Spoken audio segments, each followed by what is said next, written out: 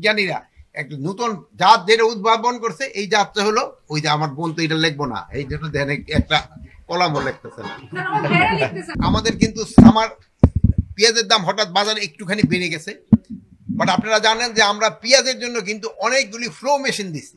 এই জন্য কিন্তু পেঁয়াজ কিন্তু আমাদের এবার কিন্তু আমদানি ওরকম করতে হয় না, আমাদের মনে হয় আমদানি করতে হবে না, বাট এই জন্য আমদানি করার জন্য এই প্রায় 2000 রুপি অ্যাপ্লিকেশন করছে লোকজন।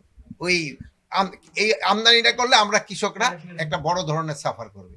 যেহেতু আপনারা জানেন যে আমাদের এই কৃষি বিজ্ঞানীরা একটা নতুন জাত যেটা উদ্ভাবন করছে, এই জাতটা হলো ওই যে আমার বোন তো এটা লিখবো না, এই জন্য দেখেন একটা কলামও লিখতেছে না। এই আপনারা যদি আমরা সবাই চেষ্টা করি, তারা এই দুর্নীতি করতে সফল হবে।